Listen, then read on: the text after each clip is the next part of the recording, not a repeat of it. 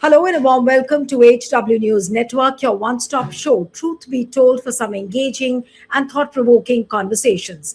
Israel's military announced start of new extensive wave of strikes on Iran's capital, Tehran, as Israel issued forced evacuation orders and new attacks on Lebanon's capital, Beirut. Now, two people have been killed in Oman after the downing of a drone in Sohar province, Oman's state news agency is reporting. In fact, Iran's supreme leader, Mujtaba Khamenei, has issued first statements since replacing the assassinated father, Ali Khamenei, calling for bases hosting US forces in the region to close or attacks will continue.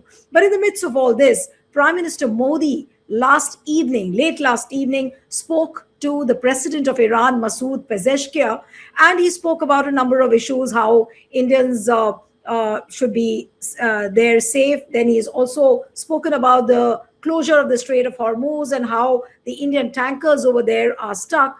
But a short while later, around 11:09 p.m., Prime Minister Modi tweeted about his phone call with President Pezeshkian.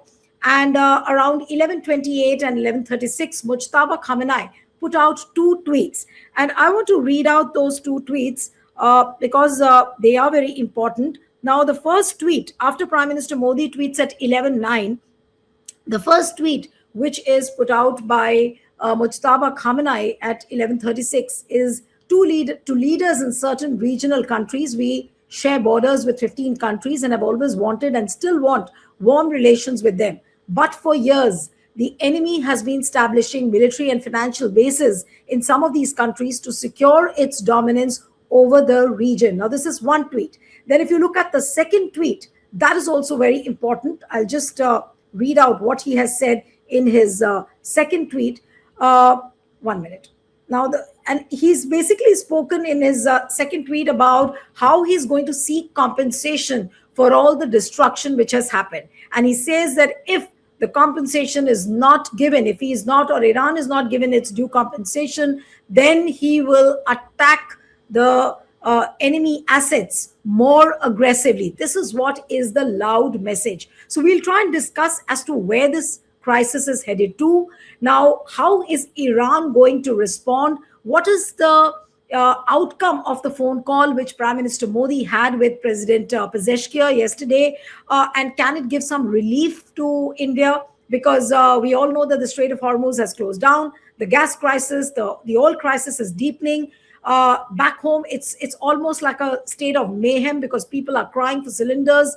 And of course, with the soaring oil prices. So can India find some relief?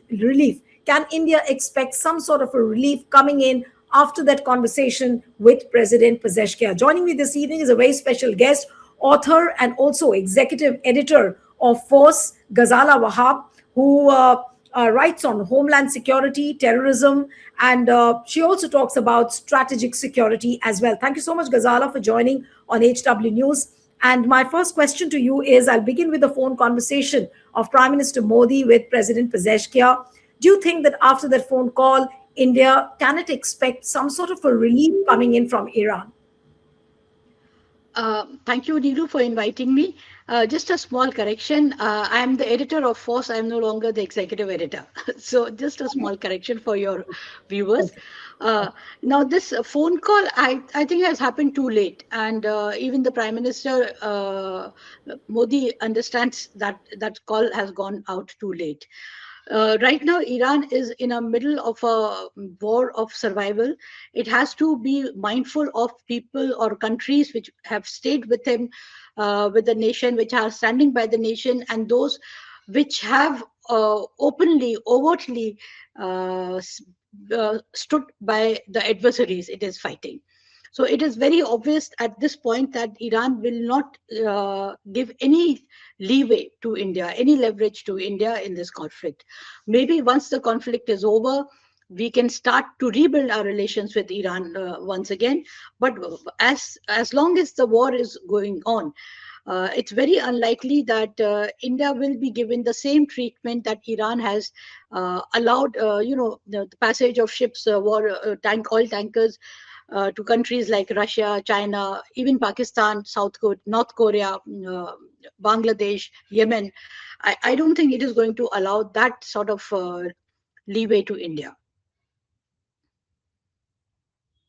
The kind of tweets which were put out by Mujtaba Khamenei telling that all the regional leaders, to all the regional leaders, if you look at the language of his tweet, it very clearly says that to leaders in certain regional countries. So is if you have to read the tweet very carefully, now is India reduced to a regional player? And Iran is a small country, and we call ourselves Vishuguru. But when Iran addresses us as a regional player, what sort of a situation is this for India?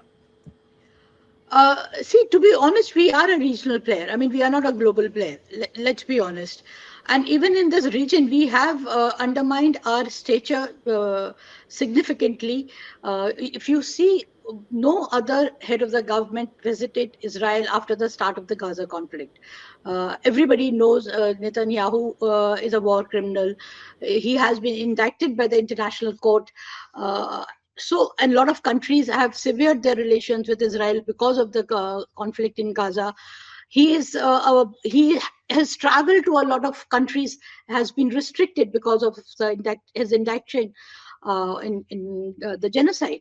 So given this backdrop, and everybody knew that the war was imminent. I mean, it was only a matter of days when the war would start. The US had collected this huge armada in the Persian Gulf region. So, given this backdrop, for the Prime Minister to visit Israel, uh, stand there with the Israeli Prime Minister, extend his support to the Israeli Prime Minister, and once the war started, and the first day itself, we saw the assassination of the head of the state. I mean, whatever the US may say about Ayatollah Khamenei, whatever Israel may say, for all practical purposes, and given that we have always had good relations with Iran, so for us also, he was the head of the state of the state of Iran.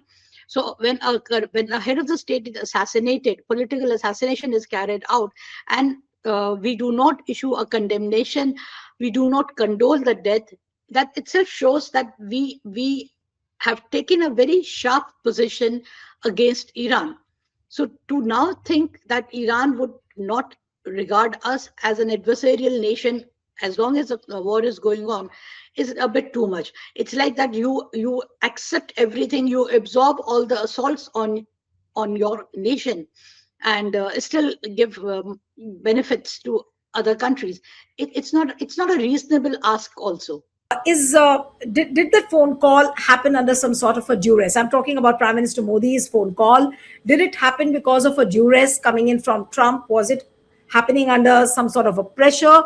Because of all this while, India didn't think of speaking on the phone, but all of a sudden, was it because of the domestic crisis which is emerging, or is it more because of the US pressures on regarding the exit plan? See, I don't think it was a US pressure. The US is reaching out, Marco Rubio is reaching out to countries which he thinks will have some kind of a leverage with Iran. So it is reaching out through Oman and Russia, because Russia has a lot of leverage with Iran. Trump himself spoke with President Putin. As far as India is concerned, Prime Minister Modi's call was concerned, it was only to do with our domestic issue, our LPG crisis, and subsequently the oil crisis which will happen. We are using our emergency reserves now, but even these reserves are finite. I mean, they'll last for a few weeks at best. I don't know what kind of reserves we hold, but they will not last indefinitely. And as of now, the war doesn't look like ending in anytime soon. Even if the war actual fighting stops, the daily bombardment stops, the embargo on the Strait of Hormuz stays for how long we don't know, because Iran has laid out a few conditions. It has one of the biggest condition is that one You either countries which do not host American bases, they expel the US and Israeli diplomats from their nations. That is one condition. And the other is that if you are home to US bases, as the GCC countries are, then you allow those bases to be vacated. You tell the US to pack their bags and leave. So these are the conditions that nobody can meet in a short term. And unless Iran relents on these conditions, the embargo or the restriction on the Strait of Hormuz will not lift. So I don't think our call was to do with our self-imagined image of a wish guru that we'll tell Iran and war will stop. So war is not stopping because we can talk to Iran to stop the war. We are only talking to Iran because of our own domestic crisis. Right.